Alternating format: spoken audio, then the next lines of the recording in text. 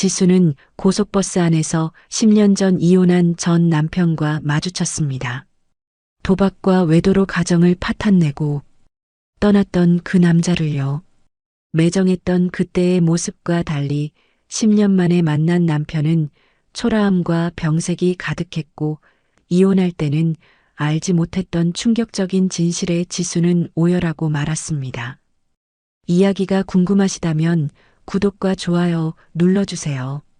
댓글로 지금 어디서 시청하고 계신지 소통해 주신다면 앞으로 더 좋은 영상 제작에 큰 힘이 됩니다. 늦가을의 어느 오후, 이지수는 친정에서 돌아오는 시외버스 창가에 앉아 하염없이 밖을 바라보고 있었습니다. 창밖으로는 붉게 물든 단풍이 지기 시작한 산들이 쉴 새 없이 빠르게 스쳐 지나갔지만 지수의 마음은 오늘 친정에서 들었던 이야기들로 인해 무겁게 가라앉아 있었습니다. 57세가 된 지금 그녀는 여전히 10년 전 이혼 후 홀로 남겨진 상태였습니다. 지수야, 너도 이제 나이가 있는데 혼자 사는 게 쉽지 않을 거다. 친정 어머니의 걱정 섞인 목소리가 그녀의 귓가를 맴돌았습니다. 딸 유나는 이제 결혼을 앞두고 있어 눈코 뜰 새 없이 바빴고 매달 집으로 날아드는 카드가 전기료, 가스요금, 관리비 등의 고지서들은 늘 지수를 압박하는 현실적인 문제였습니다. 지수는 작은 일이라도 혼자 감당해야 한다는 무게감에 늘 불안했습니다. 한 달에 나가는 생활비와 공과금을 합치면 그 액수가 만만치 않았기에 지수는 항상 마음을 놓을 수가 없었습니다. 며칠 전 유나가 엄마 괜찮다고 했잖아요. 저도 이제 결혼하면 더 자주 찾아뵐게요. 라고 말했지만 지수는 마음이 편치 않았습니다. 결혼하고 가정을 꾸리면 오히려 더 바빠질 텐데 딸이 어떻게 예전처럼 자주 친정을 찾을 수 있겠습니까? 유나가 행복하기 위해서는 자신의 외로움쯤은 감수해야 한다고 스스로 다독였지만 문득문득 찾아오는 고독감과 불안감은 50대 후반의 그녀를 지치게 만들었습니다. 홀로 남은 자신의 상황을 누군가에게 의지하거나 하소연하고 싶지 않았지만 생활 전선에서 느껴지는 피로감은 그녀를 점점 더 침묵하게 만들었습니다. 버스가 중간 휴게소에 잠시 정차했을 때 지수는 화장실에 다녀오기 위해 잠시 자리에서 몸을 일으켰습니다. 그때 뒷좌석 쪽에서 너무나도 익숙한 목소리가 들렸습니다. 순간 지수는 심장이 멈추는 듯 했습니다. 아니요. 괜찮습니다. 그냥 서울까지만 가면 돼요. 그 목소리는 10년 전 마지막으로 이혼 서류에 도장을 찍던 날, 이후로 단 한 번도 들어본 적이 없는 전 남편 박서준의 목소리였습니다. 지수의 심장이 잠시 멈췄다가 다시 격렬하게 뛰기 시작했습니다. 그녀는 혹시나 하는 마음에 천천히 몸을 돌려 뒷좌석 쪽을 바라보았습니다. 정말로 그 사람이었습니다. 박서준, 그녀의 전 남편. 그는 10년 전과는 몰라보게 달라져 있었습니다. 예전보다 훨씬 많이 마르고 늙어 보였으며 머리카락은 하얗게 새어 있었고 옷차림 역시 매우 초라했습니다. 과거 그가 대기업에서 일할 때는 늘 흐트러짐 없는 맞춤 정장과 윤기 나는 구두를 고집했었습니다. 회사 임원까지 바라보던 촉망받는 엘리트였기에 늘 자신감과 위엄이 넘쳤습니다. 그런 그가 지금은 왠지 모를 병색과 초췌함이 가득한 모습으로 시외버스 뒷자리에 앉아 있는 것을 보자 지수는 마음이 복잡 미묘해졌습니다. 그는 옆자리 승객이 건넨 말에 정중하고 조용하게 대답하고 있었습니다. 그의 조용한 말투와 차분한 태도는 10년 전이나 지금이나 변함이 없었습니다. 지수는 서둘러 고개를 돌려 다시 창밖을 바라보았습니다. 가슴은 여전히 격렬하게 뛰고 있었고 10년 만의 재회가 이렇게 갑작스럽고 이런 장소에서 이루어질 줄은 꿈에도 상상하지 못했습니다. 휴게소에서 사람들이 버스에서 내리고 타는 소리가 들려왔지만 지수는 자리에 얼어붙은 듯 일어날 수가 없었습니다. 서준과 눈이라도 마주칠까봐 그 짧은 순간의 시선 교환조차도 두려웠기 때문입니다.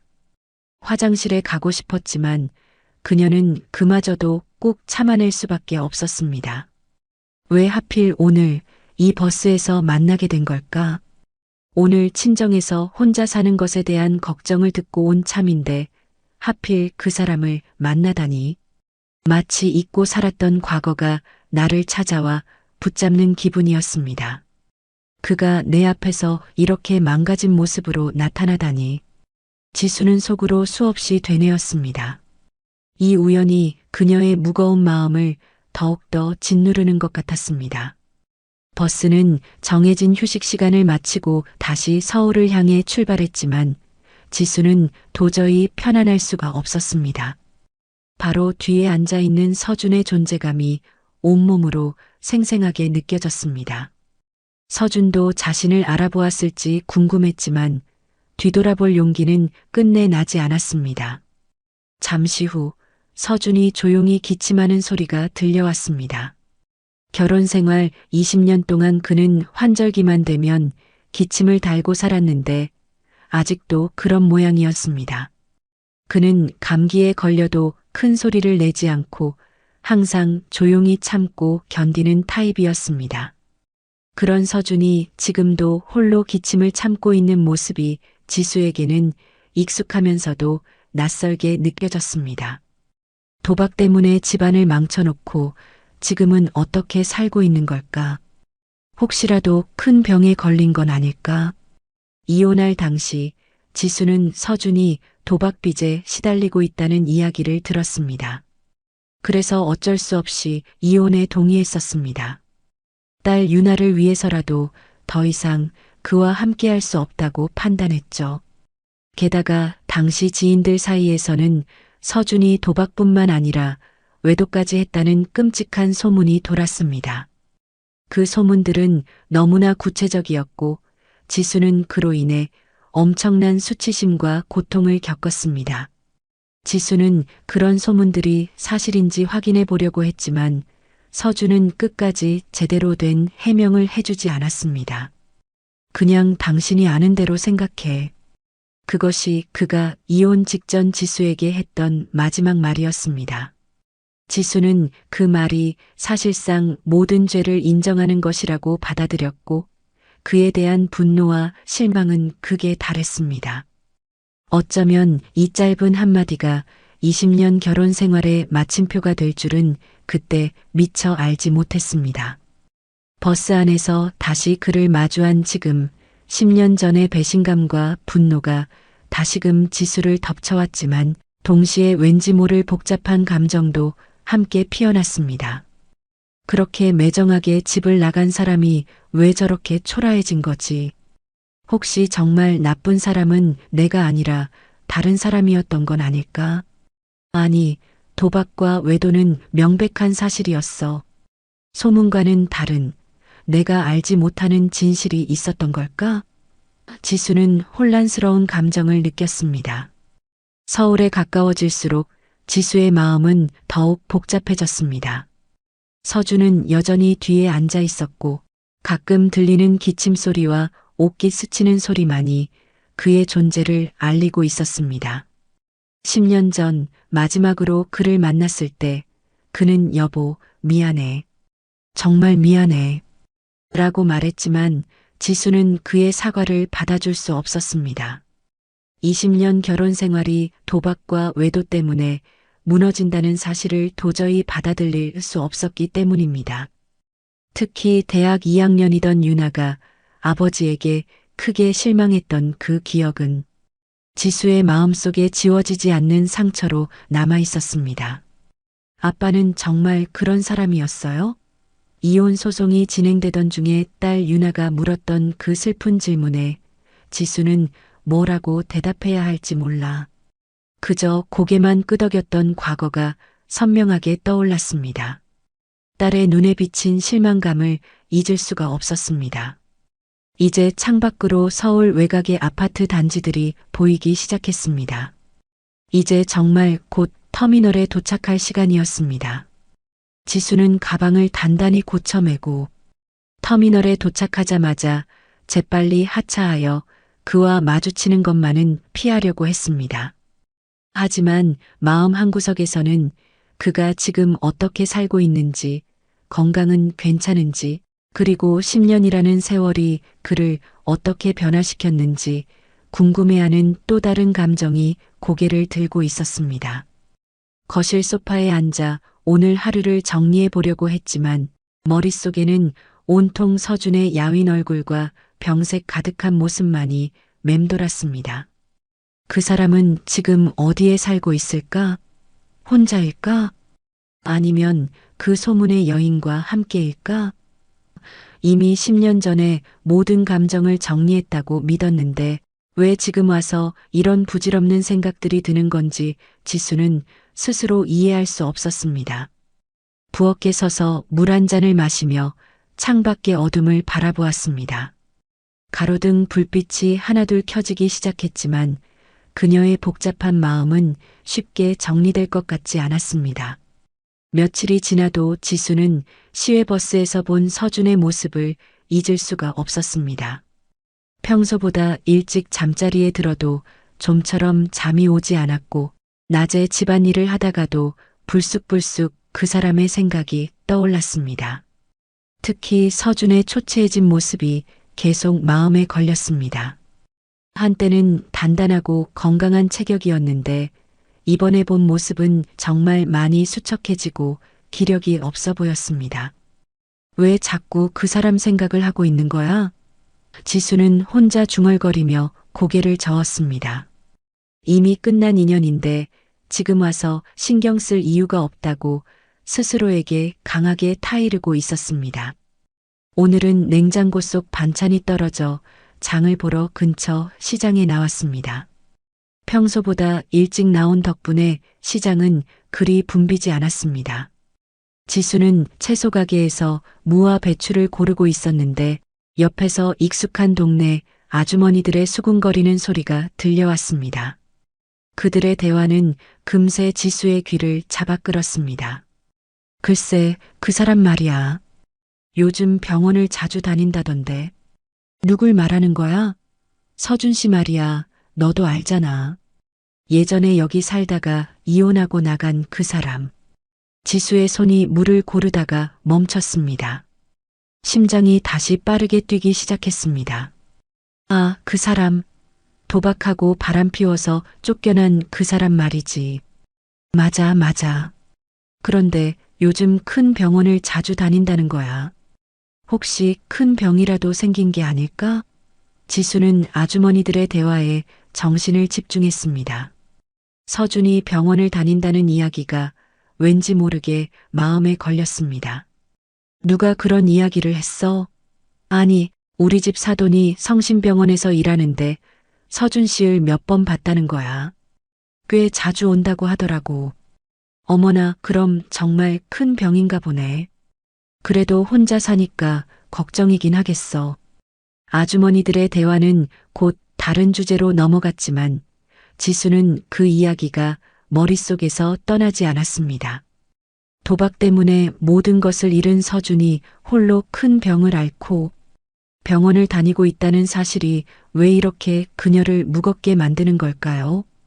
지수는 서둘러 장을 다 보고 집으로 돌아왔습니다. 평소 같으면 시장에 다녀오면 기분이 좋아지곤 했지만 오늘은 서준에 대한 이야기 때문에 마음이 계속 무거웠습니다.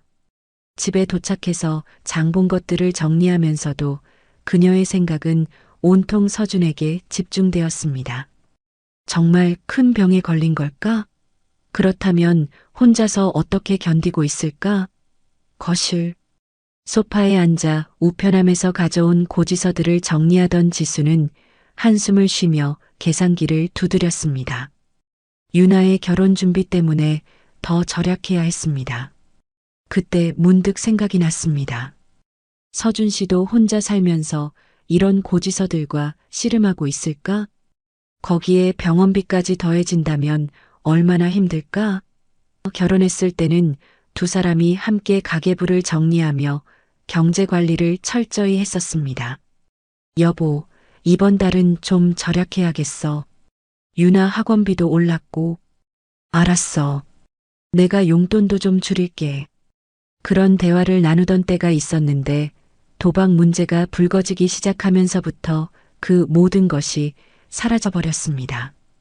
지수는 부엌으로 가서 저녁 준비를 시작했습니다. 혼자 먹는 밥이라 간단하게 김치찌개를 끓이기로 했습니다. 김치찌개를 끓이면서도 그녀는 또 과거를 떠올렸습니다. 서준은 김치찌개를 참 좋아했었습니다. 여보, 김치찌개 정말 맛있어. 어떻게 이렇게 맛있게 끓이는 거야? 그냥 엄마한테 배운 대로 하는 건데 뭐. 아니야. 우리 엄마가 끓인 것보다 훨씬 맛있어. 그때는 남편이 자신의 요리를 좋아한다는 것이 그렇게 뿌듯할 수가 없었습니다. 지금은 홀로 조용히 밥을 먹어야 한다는 사실이 그녀의 마음을 더욱 쓸쓸하게 만들었습니다. 식탁에 앉아 밥을 먹으면서도 그녀의 마음은 무거웠습니다. 서준이 정말 아픈 건지, 혼자서 얼마나 힘들어하고 있는지 자꾸만 궁금해졌기 때문입니다. 왜 이렇게 신경이 쓰이는 걸까? 그녀는 스스로에게 물었지만 답을 찾을 수 없었습니다. 분명 이혼한 지 10년이나 됐는데도 그의 초라한 기침 소리와 병원 소식은 그녀의 마음을 깊숙이 파고들었습니다. 결국 지수는 설거지를 하며 결심했습니다. 내일은 그 병원 근처에 가서 직접 확인해 봐야겠어. 정말로 서준이 그 병원을 다니는지, 얼마나 심각한 상태인지 알아보고 싶다. 그녀는 이것이 단지 오랫동안 알고 지낸 사람에 대한 궁금증일 뿐이라고 스스로를 합리화했습니다. 다른 의미는 없다고 단호하게 말했지만 마음 한구석에서는 걱정 그리고 희미한 그리움 같은 복잡한 감정들이 꿈틀거리고 있었습니다. 이튿날 지수는 아침부터 분주했습니다. 마음을 굳게 먹고 시내에 있는 성심병원으로 향했습니다. 쌀쌀한 늦가을 바람에 카디건을 더 여며 입었습니다. 병원에 도착하니 로비에는 휠체어를 탄 환자들과 보호자들로 가득했습니다. 지수는 어디서부터 서준을 찾아야 할지 막막했습니다. 일단 1층 안내 데스크 근처에서 서성거리며 그가 나타나기를 기다려보기로 했습니다. 혹시나 하는 마음에 1시간을 기다렸지만 서준의 모습은 보이지 않았습니다. 지수는 병원 주변을 천천히 걸어보기로 했습니다. 병원 정문 앞 벤치에 앉아 사람들이 드나드는 모습을 지켜봤습니다. 그리고 정말 운이 좋았는지 오후 2시쯤 되어서야 서준이 병원에서 나오는 모습을 발견했습니다. 지수는 놀라서 벤치에서 벌떡 일어났습니다. 서준은 며칠 전 버스에서 본 것보다도 훨씬 더 지쳐 보였습니다. 걸음걸이는 예전처럼 씩씩하지 않았고 얼굴빛도 눈에 띄게 안 좋았습니다. 지수는 멀리서 그를 따라가기 시작했습니다. 그가 어디로 가는지 어떤 상태인지 눈으로 직접 확인하고 싶었기 때문입니다. 서준은 병원 앞 버스 정류장에 서서 버스를 기다렸습니다. 지수도 거리를 두고 떨어진 곳에서 그를 지켜봤습니다. 서준이 버스를 타자 지수도 버스 타는 사람들 제일 뒤에서 따라 버스를 탔습니다. 모자를 푹 눌러 쓰긴 했지만 들킬까봐 가슴이 뛰었습니다. 몇 정거장을 지나서 서준이 내렸고 지수도 멀찍이 따라갔습니다. 서준은 오래된 가람동 연립주택 단지로 들어갔습니다. 여기에 살고 있구나. 지수는 서준이 들어간 건물을 확인했습니다. 그곳은 예전에 유나와 함께 살던 쾌적한 아파트에 비하면 너무나도 초라한, 낡고 허름한 빌라였습니다. 지수는 더 이상 따라가지 않고 근처의 한 카페로 들어갔습니다. 직접 그와 마주칠 용기는 아직 나지 않았기 때문입니다. 따뜻한 커피를 시키고 창가 자리에 앉은 지수는 생각에 잠겼습니다. 정말 많이 힘들게 살고 있구나. 서준의 주거 환경을 보니 그가 경제적으로 매우 어렵다는 사실이 분명했습니다. 도박으로 돈을 탕진한 게 사실이라 해도 그의 지금 모습은 너무나 가엾게 느껴졌습니다. 병원비까지 홀로 부담해야 한다면 정말 힘들 것 같았습니다. 그녀의 마음속에서 10년 동안 단단히 굳어 있었던 원망과 분노의 감정들이 그의 초라하고 힘없는 뒷모습 앞에서 조금씩 녹아내리는 것 같았습니다. 서준이 겪고 있는 고통이 그의 죄에 대한 벌이라고 생각하기엔 그의 모습이 너무나 처참하고 가여워 보였기 때문이었습니다. 오후 늦게 지수는 다시 성심병원으로 돌아갔습니다. 서준이 어떤 치료를 받고 있는지, 정말 심각한 병인지 확인하고 싶은 충동을 참을 수 없었습니다. 환자나 보호자가 아닌 그녀가 직접 정보를 얻을 방법은 없었기에 지수는 병원 1층 접수대 근처를 서성거렸습니다. 환자들이 붐비는 시간대가 지나고 병원이 조금 한산해지기를 기다리며 그녀는 벤치에 앉아 있었습니다. 그때 접수대 안쪽에서 한 간호사가 통화를 하는 소리가 지수의 귀에 확 들어왔습니다. 네. 폐환자 박서준 환자분 말씀이시죠? 치료비 미납건 어쩌죠? 지수의 심장이 쿵 내려앉았습니다. 서준의 이름과 치료비 미납이라는 단어가 그녀의 머릿속에 충격으로 다가왔습니다. 네. 환자분께서 가족도 없으시다고 자꾸 우기세요.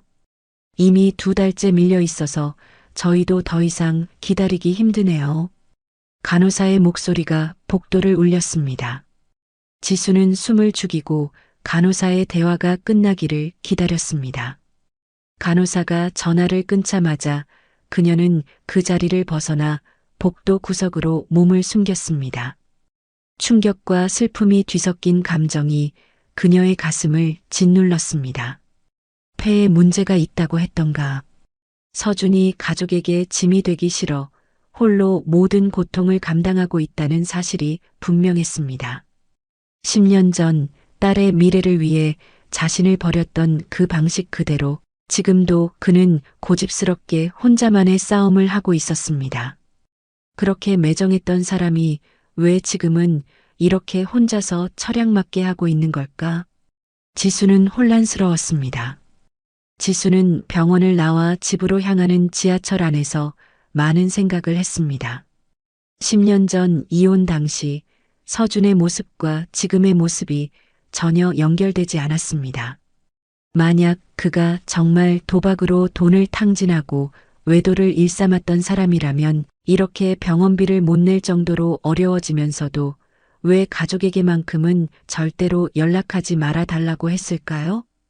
오히려 조용히 혼자서 모든 것을 감당하려는 이 모습은 파렴치한 도박꾼의 모습과는 거리가 멀었습니다. 집에 도착해서도 지수는 라면으로 대충 저녁을 때우며 생각에 잠겼습니다. 서준은 결혼했을 때 라면 같은 간편식은 좋아하지 않았습니다. 꼭 밥과 제대로 된 반찬을 고집했던 그가 지금은 어떤 식사를 하고 있을지 상상하니 마음이 아팠습니다. 그녀는 과거를 다시 떠올려 보았습니다. 이혼 직전 몇 달 동안 서준은 말이 없었습니다. 무슨 일이 있었는지 제대로 설명하지도 않았고 그저 조용히 모든 것을 받아들이기만 했습니다. 여보, 도대체 무슨 일이에요? 사람들이 하는 말이 정말이에요? 그녀의 질문에 서준은 늘 그냥 당신이 아는 대로 생각해 라고만 대답했었습니다. 그때는 그게 모든 죄를 인정하는 것처럼 보였지만 지금 생각해보니 이상했습니다. 정말 자신이 잘못했다면 변명이라도 하려고 했을 텐데 서준은 그런 모습을 전혀 보이지 않았습니다. 며칠 후 지수는 딸 유나에게 아버지 이야기를 꺼내볼까 망설였습니다. 괜히 예전 일을 들춰내 유나의 마음을 복잡하게 만들고 싶지 않았기 때문입니다. 하지만 서준의 초췌한 모습과 미납된 치료비가 그녀의 머릿속을 떠나지 않았습니다. 그러던 어느 날 오후 지수는 집 근처 마트에서 장을 보고 나오다가 익숙한 사람과 마주쳤습니다. 최민수, 서준의 전 직장 동료였습니다. 어머, 지수 씨 아니에요? 최민수는 지수를 발견하고 반갑게 인사했습니다. 하지만 지수는 그를 보자마자 불쾌감이 들었습니다.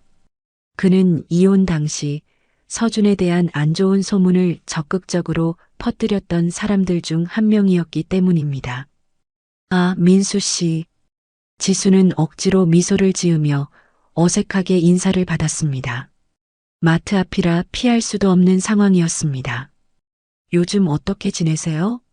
혼자 사시느라 힘들지 않아요?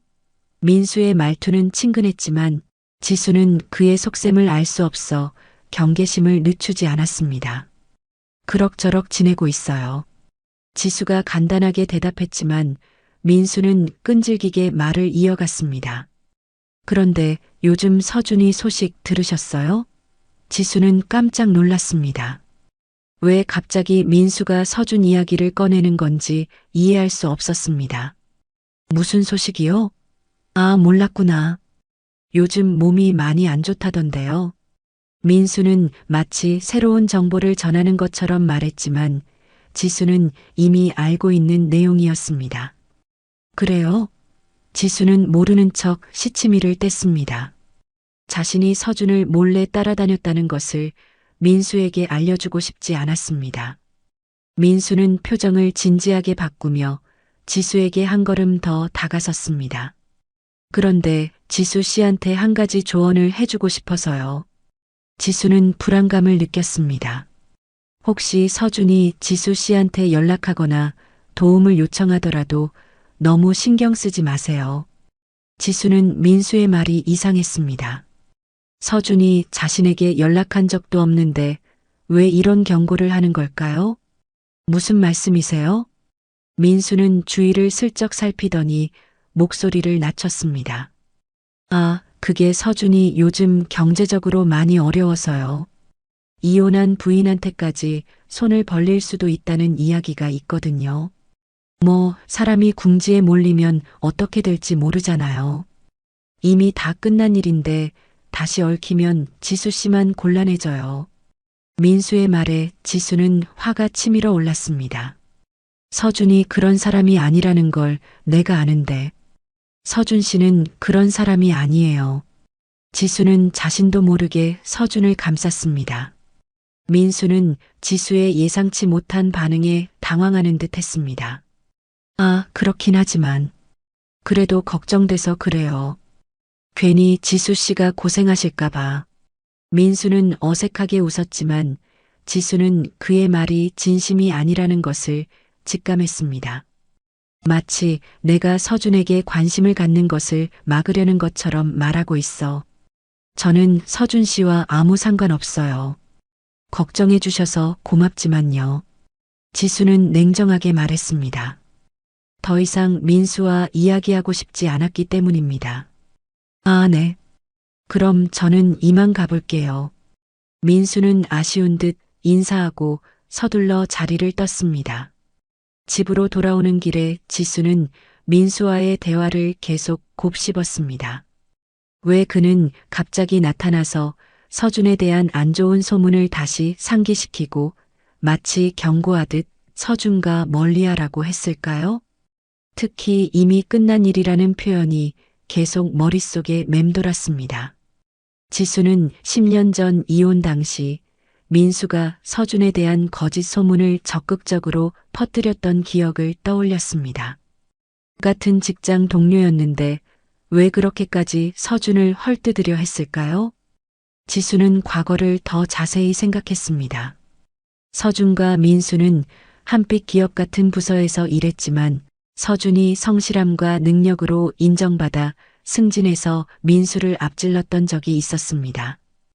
혹시 그때부터 서준 씨를 시기했던 건 아닐까? 그리고 민수 씨가 소문을 의도적으로 퍼뜨렸을 가능성은 없을까?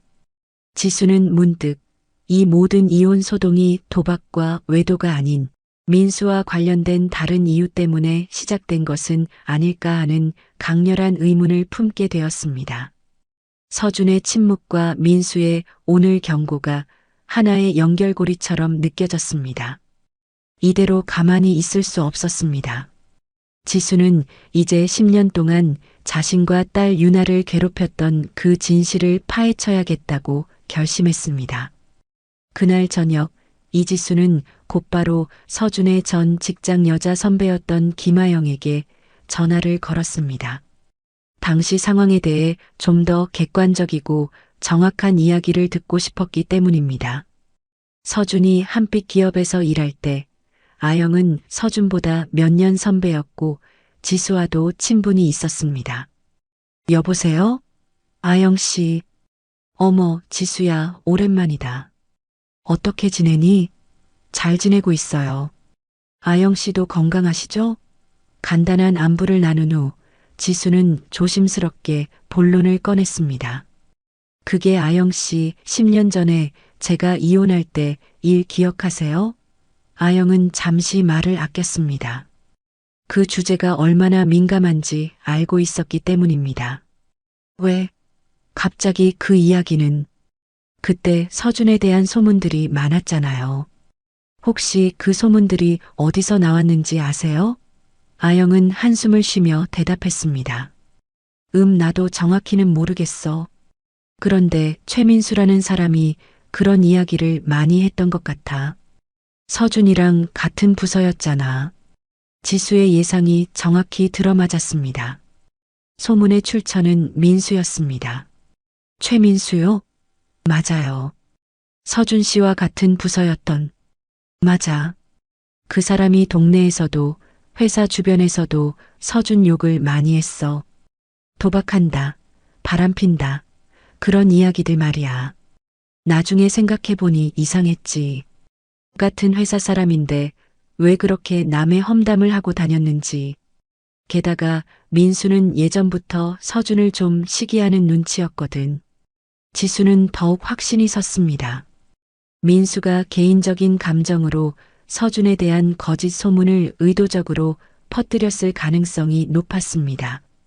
그런데 아영 씨, 그때 서준 씨는 그런 소문에 대해 뭐라고 하던가요?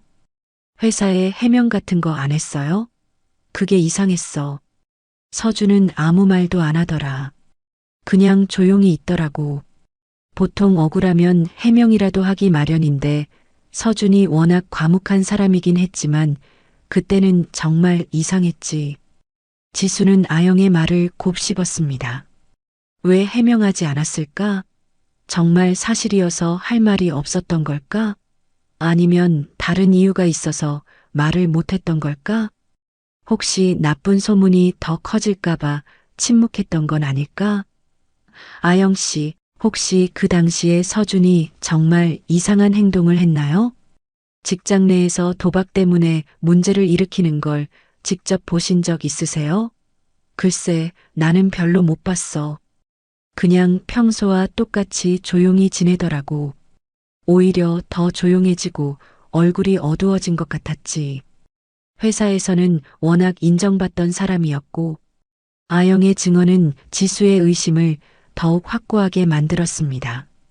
서준이 정말 문제가 있었다면 뭔가 불안한 행동을 보였을 텐데, 그는 오히려 모든 것을 감추듯 침묵했습니다. 전화를 끊은 지수는 결심했습니다. 이제 더 이상 소문이나 짐작에 의존할 수 없었습니다. 10년 전 이혼에 숨겨진 진실을 파헤쳐야 했습니다. 지수는 문득 서준이 급하게 이사 갈 때 가져가지 못한 집 몇 박스가 집 지하 창고에 그대로 있다는 사실을 기억해냈습니다. 어쩌면 그 안에 단서가 있을지도 모른다는 희망이 생겼습니다. 그날 오후 지수는 지하 창고로 내려갔습니다. 퀴퀴한 먼지가 가득한 공간에서 그녀는 서준의 것으로 보이는 낡은 박스 2개를 찾아냈습니다. 첫 번째 박스에는 서준의 옛 사진들과 한빛 기업 관련 서류들이 들어 있었습니다. 지수는 서류들을 하나씩 훑어보았지만 특별한 것은 발견하지 못했습니다. 긴장된 마음으로 두 번째 박스를 열었습니다. 맨 아래에는 두꺼운 서류 봉투 하나가 놓여 있었습니다. 봉투 겉면에는 서준의 손글씨로 중요라고 적혀 있었습니다. 지수는 떨리는 손으로 봉투를 열었습니다. 안에는 여러 서류들이 들어 있었는데 그 중에서 눈에 띄는 것은 바로 차용증이었습니다. 차용증을 자세히 보니 채무자 이름에 최민수가 적혀 있었고 금액은 3천만 원이었습니다. 그리고 채권자는 바로 서준이었습니다. 이게 뭐지? 지수는 충격에 휩싸였습니다. 서준이 민수에게 돈을 빌려줬다니. 이혼 당시 서준이 민수에게 빚 보증을 서달라고 했다는 소문이 있었는데 진실은 정반대였던 것입니다. 서준의 계좌 내역서도 발견했는데 이혼하기 2달 전인 2013년 8월 서준의 계좌에서 정확히 3천만 원이 한 번에 출금된 기록이 있었습니다. 차용증의 날짜와 정확히 일치했습니다. 서준이 민수에게 돈을 빌려줬는데 갚지 못하게 되자 민수가 오히려 서준을 도박꾼으로 몰아간 것은 아닐까? 지수의 심장이 빠르게 뛰기 시작했습니다. 서류들을 더 뒤지던 중 그녀는 미완성된 편지 한 통을 발견했습니다. 서준의 글씨로 쓰인 편지였고 수신인은 지수에게였습니다. 지수는 떨리는 마음으로 그 편지를 읽기 시작했습니다. 지수에게 이 편지를 쓰면서도 과연 당신에게 줄 수 있을지 모르겠어. 하지만 언젠가는 진실을 알아줬으면 하는 마음에 적어본다. 민수가 한빛 회사 돈을 빼돌린 걸 내가 알게 됐지. 액수도 상당했어. 민수는 내게 입막음용으로 빚 보증을 서달라고 했고 그게 아니면 나를 도박꾼으로 만들어버리겠다고 협박했어. 나는 당연히 거절했지. 하지만 민수의 협박은 거기서 끝나지 않았어. 그는 유나 학교에 내가 횡령 공범이라는 소문을 퍼뜨리겠다고 했어. 유나가 아버지의 불명예로 인해 힘들어질까봐 내가 대신 유나를 건드리지 말라는 조건으로 민수에게 3천만 원을 빌려주는 선에서 합의를 봤어. 그 돈은 우리가 유나를 위해 모아둔 학자금이었지.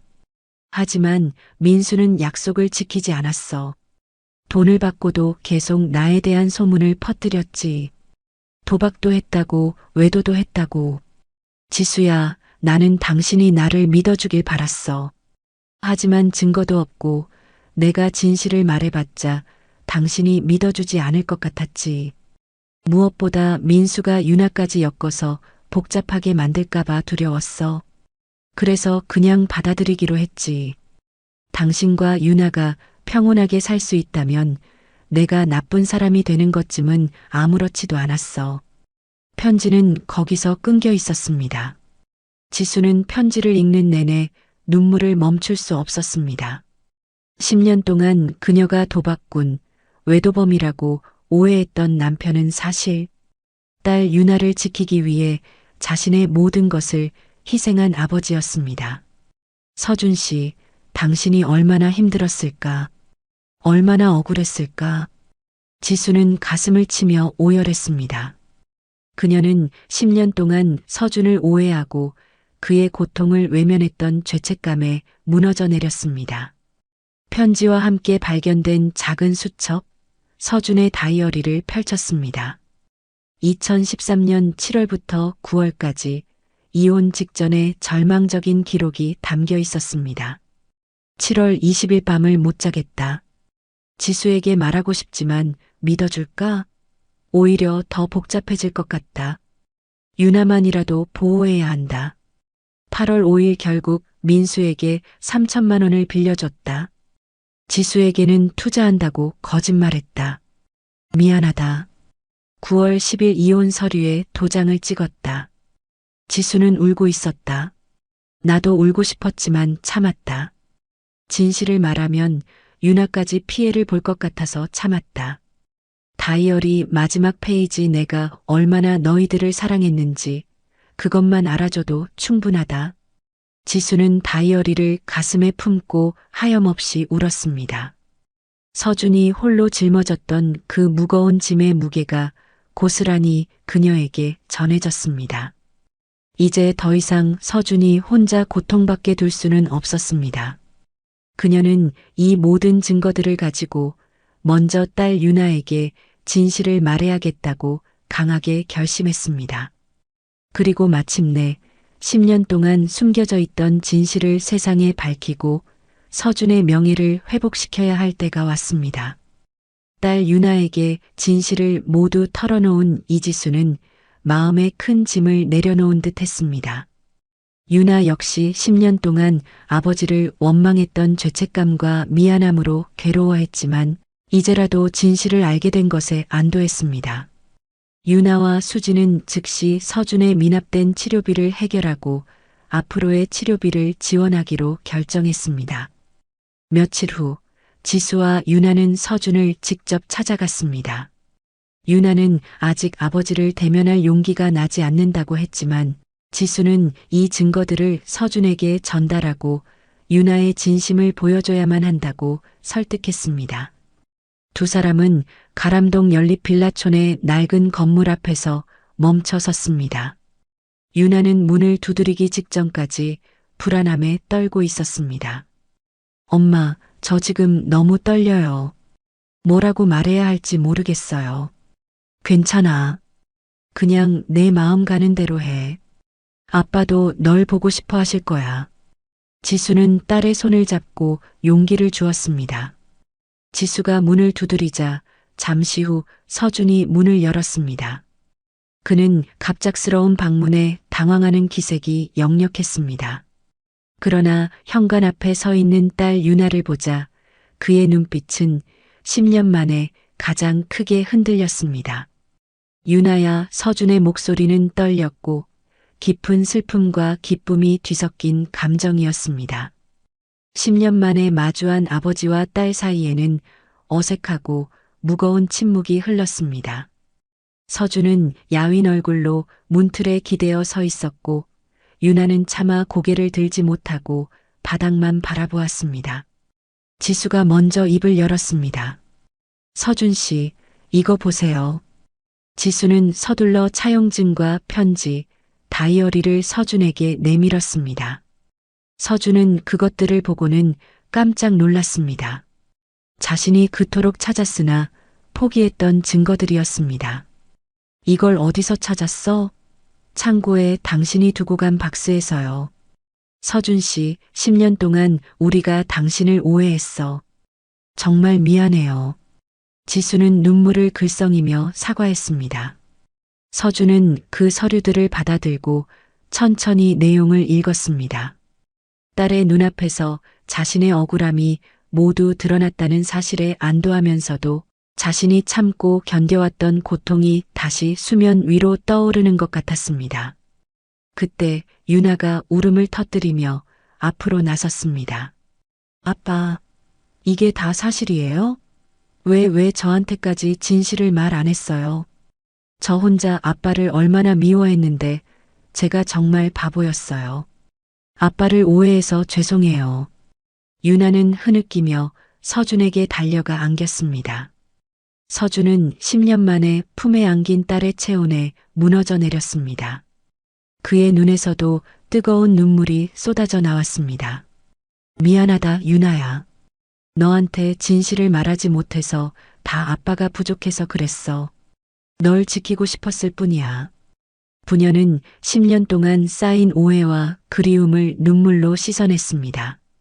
지수는 그 모습을 보면서 가슴이 뭉클했고 이제야 이 가정이 제자리를 찾아가는 것 같았습니다. 잠시 후 유나가 눈물을 닦고 아버지의 손을 잡았습니다. 아빠, 이제 어떻게 하실 거예요? 민수 그 사람을 그냥 놔둘 수는 없잖아요. 이 증거들로 고발해야죠. 유나는 분노에 차서 말했습니다. 서준은 유나의 손을 잡고 잠시 고민하더니 입을 열었습니다. 사실 며칠 전에 이미 신고했어. 지수와 유나는 깜짝 놀랐습니다. 신고했다고요? 응. 며칠 전에 당신이 나를 따라오는 거 봤어. 당신이 나를 찾아와서 건강을 염려해주고 당신도 진실의 의문을 품고 있다는 걸 알게 된 후, 더 이상 혼자 도망치듯 살 필요가 없다고 생각했어.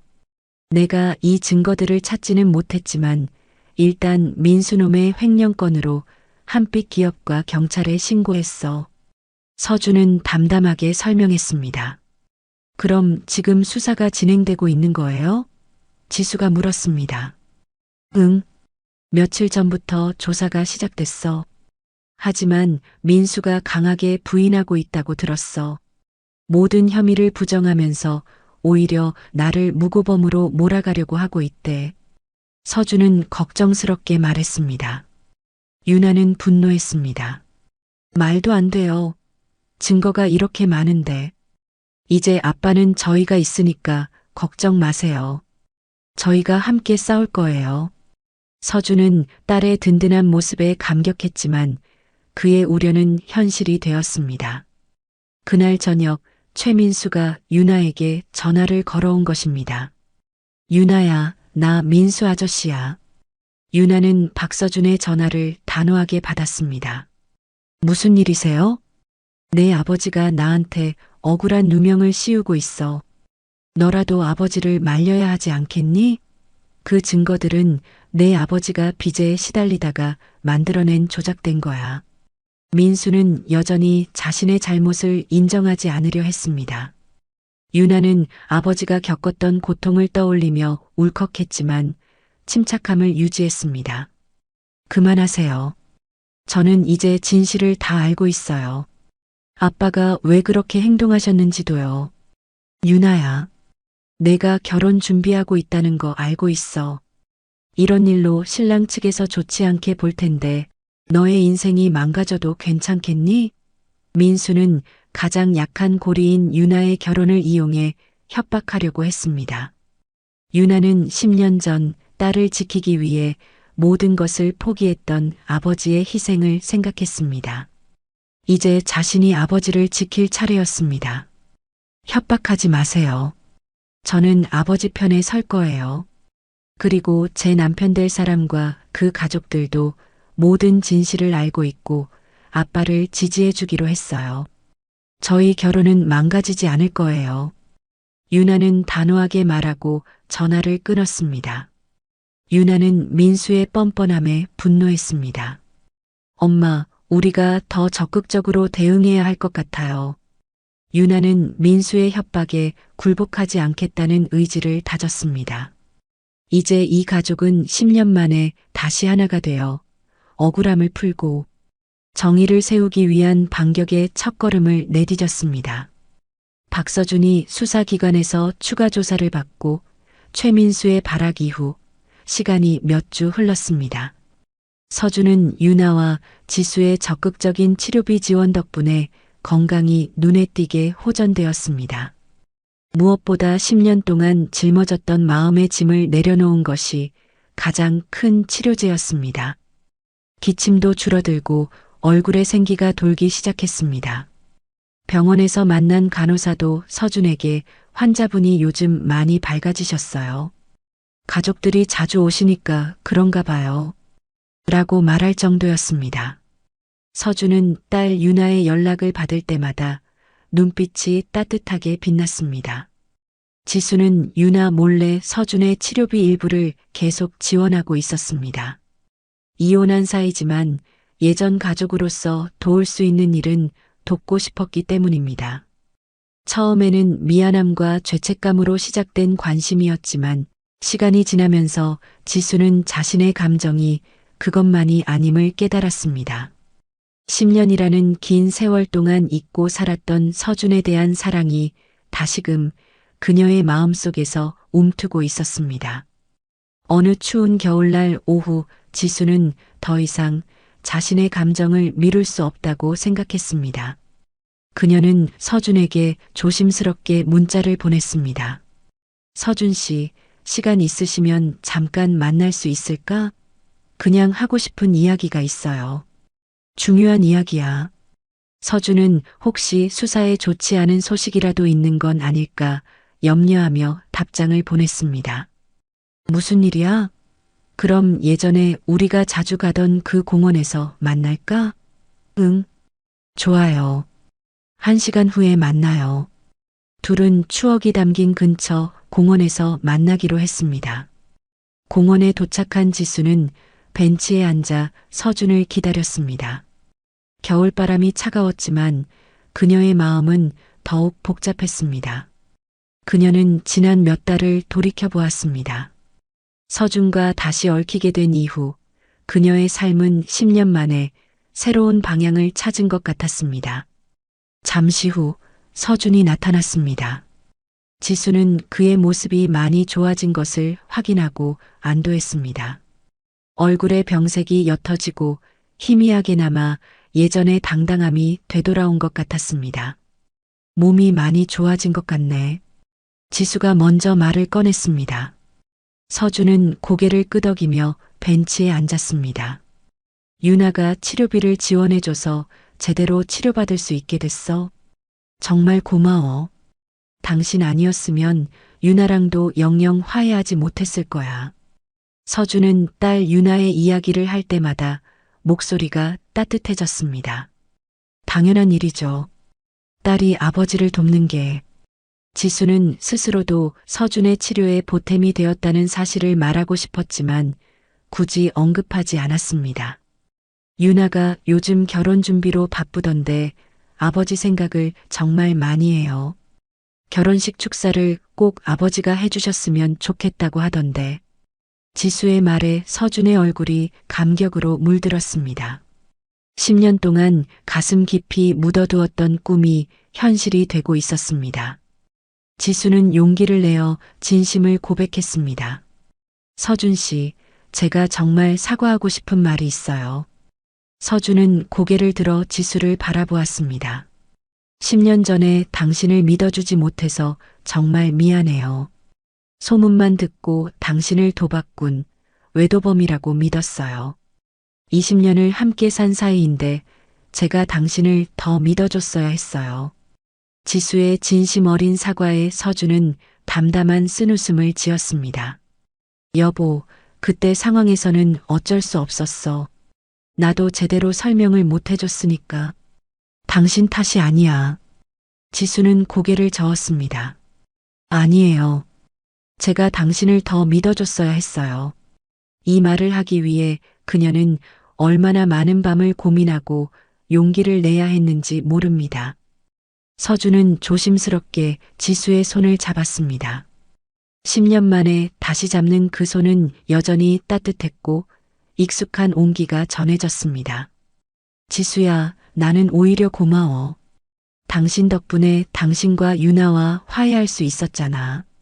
당신이 진실을 찾아내지 않았다면 나는 평생 딸과 멀어져 살았을 거야.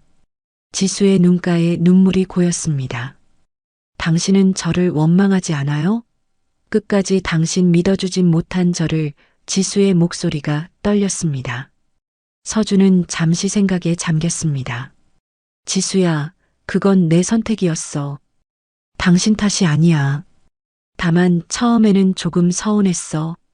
나를 믿어주지 않는다는 사실이. 하지만 시간이 지나면서 이해하게 됐어. 당신 입장에서는 그럴 수밖에 없었다는 걸. 유나와 당신이 평안하게 사는 게 나에게는 더 중요했거든. 그게 내 역할이라고 생각했어. 서준의 절절한 고백에 지수는 더 이상 말을 잇지 못하고 눈물을 흘렸습니다. 그녀는 그제서야 서준이 자신들을 얼마나 깊이 사랑했는지 깨달았습니다.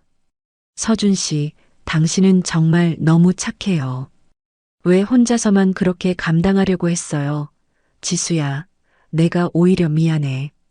좀 더 용기를 내서 진실을 말했어야 했는데 서준도 자신의 부족함을 인정했습니다.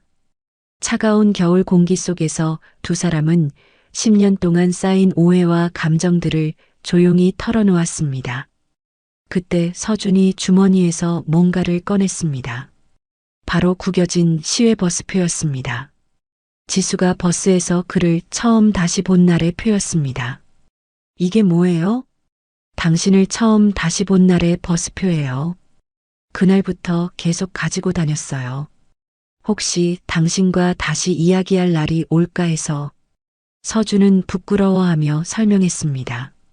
지수는 서준이 그 버스표를 소중히 간직하고 있었다는 사실에 감동했습니다. 바보 같지? 이혼한 사이인데 이런 걸 간직하고 있다니. 서준은 자조적으로 웃었지만 지수는 그의 손을 꽉 잡아주었습니다. 바보 같은 게 아니에요. 감동적이에요. 그리고 지수는 깊은 숨을 내쉬고 용기를 내어 자신의 마음을 고백했습니다. 서준 씨, 솔직히 말하면 저도 10년 동안 당신을 잊지 못했어요. 계속 마음 한구석에 남아 있었어요. 그래서 버스에서 당신을 봤을 때도 그렇게 마음이 흔들렸나 봐요. 서준은 놀란 표정을 지었습니다. 정말? 나는 당신이 나를 완전히 잊었을 거라고 생각했는데. 서준은 지수의 눈을 바라보며 깊은 울림이 담긴 목소리로 말했습니다. 지수야, 나도 솔직히 말하면 아직도 당신을 사랑해. 서준의 고백에 지수는 가슴이 벅차올랐습니다. 저도 마찬가지예요. 지수 역시 용기를 내어 자신의 마음을 고백했습니다. 두 사람은 서로의 진심을 확인했습니다. 서준은 기쁨에 겨워 지수의 손을 놓지 못했습니다. 하지만 서준 씨, 우리 아직 좀 복잡해요. 10년이라는 세월이 하루아침에 사라질 수는 없잖아요. 지수는 조심스럽게 자신의 마음을 털어놓았습니다. 당연하지. 시간을 두고 천천히 생각해봐요. 하지만 분명한 건 이제 우리는 혼자가 아니라는 거야. 서준은 지수의 손을 꽉 잡으며 말했습니다. 해가 지기 시작했지만 두 사람의 마음은 따뜻한 희망으로 가득 찼습니다. 이지수와 서준이 서로의 진심을 확인하고 헤어진 후 시간이 몇 달 흘렀습니다. 추운 겨울이 지나고 따스한 봄이 찾아오면서 모든 것이 새로운 희망으로 가득 찬 듯 했습니다. 서준의 건강은 눈에 띄게 좋아졌고 얼굴에 완전히 생기가 돌아왔습니다. 10년 동안 그를 짓눌렀던 마음의 짐이 사라지고 유나와 지수가 건넨 사랑과 보살핌이 그 어떤 약보다 강력한 치료제가 되어준 것입니다. 그는 이제 정기적인 병원 검진 외에는 예전처럼 초췌한 모습을 보이지 않았습니다. 무엇보다 최민수에 대한 수사도 드디어 결론이 났습니다. 그가 회사 공금 횡령과 서준에 대한 무고 혐의로 기소되어 결국 한빛 기업에서도 해고당했다는 소식이 전해졌습니다. 서준의 명예는 공식적으로 회복되었고 10년 동안 그를 괴롭혔던 모든 억울함이 깨끗하게 씻겨나갔습니다. 지수와 서준은 자주 연락하며 서로의 관계를 조심스럽게 발전시켜 나갔지만 10년이라는 세월의 무게와 유나의 결혼이라는 중요한 행사를 앞두고 있었기에 재결합에 대해서는 신중하게 시간을 두고 생각하기로 했습니다. 하지만 두 사람의 마음속에는 이미 서로에 대한 변치 않는 사랑이 단단하게 자리 잡고 있었습니다. 그리고 오늘은 드디어 딸 유나의 결혼식 날이었습니다. 지수는 아침 일찍 서준에게 문자를 보냈습니다. 서준 씨, 오늘 정말 특별한 날이네요. 새로 맞춘 정장 잘 어울릴 거예요. 서준의 답장은 금세 도착했습니다. 고마워, 지수야. 당신 덕분에 이런 날을 맞을 수 있게 됐어.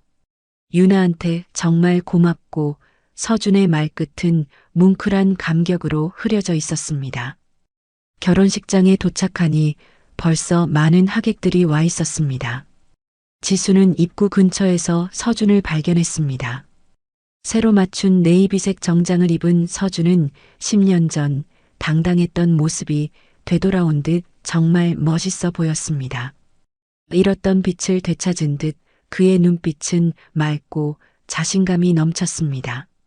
서준 씨, 지수가 부르자 서준은 돌아보며 환하게 웃었습니다. 정말 멋있어 보여요. 유나가 보면 깜짝 놀랄 거예요. 지수는 진심을 담아 칭찬했습니다. 10년 만에 다시 보는 그의 밝은 모습에 지수는 벅찬 기쁨을 느꼈습니다. 별 말씀을. 당신도 아주 아름다워. 웨딩드레스를 입은 유나도 정말 예쁘더군. 서준은 어색함을 감추려는 듯 칭찬으로 화답했습니다. 곧 결혼식이 시작되었습니다.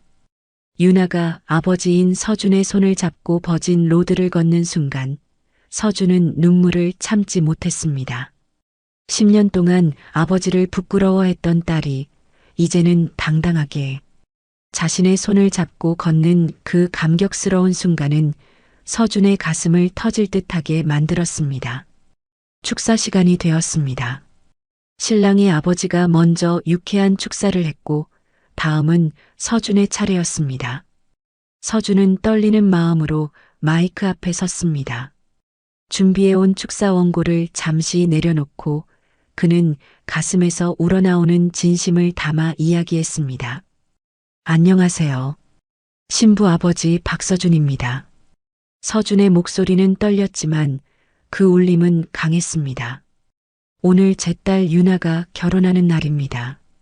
저는 오랫동안 아버지 역할을 제대로 하지 못했습니다. 딸에게 미안함과 실망감만을 안겨준 부족한 아버지였습니다.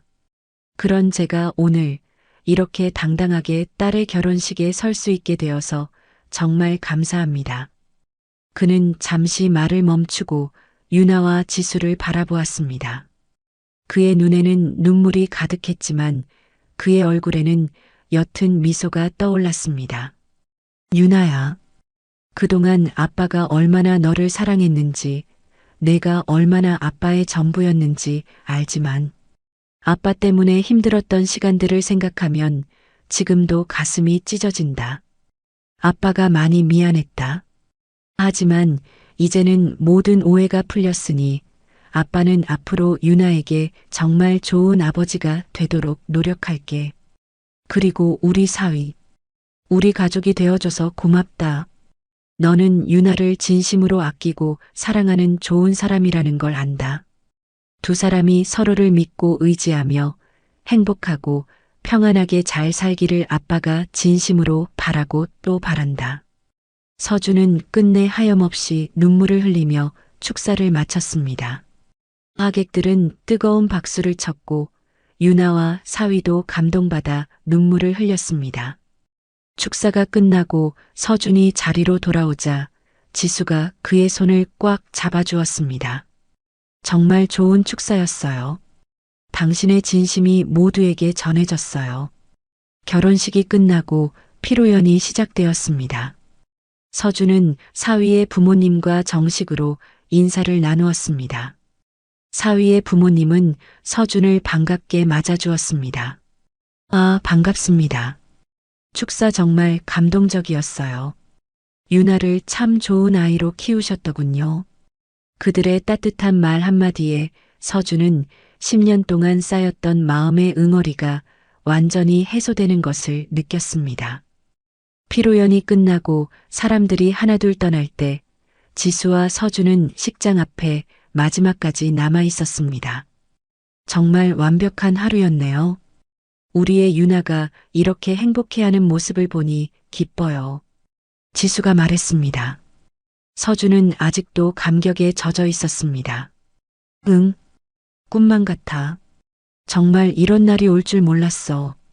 결혼식장을 나오면서 둘은 함께 시외버스 정류장으로 향했습니다. 마침 그들이 처음 제외했던 바로 그 시외버스 노선 버스가 와 있었습니다. 이 버스 타고 가요. 지수가 제안했습니다. 서준도 고개를 끄덕였습니다. 버스에 오르자 기사가 친근하게 말을 걸어왔습니다. 결혼식 다녀오셨나 보네요. 두 분 참 잘 어울리시네요. 기사의 말에 지수와 서준은 서로를 바라보며 미소를 지었습니다.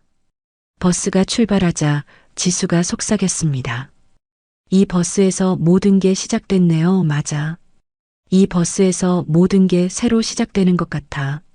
서준은 지수의 손을 조심스럽게 잡았습니다.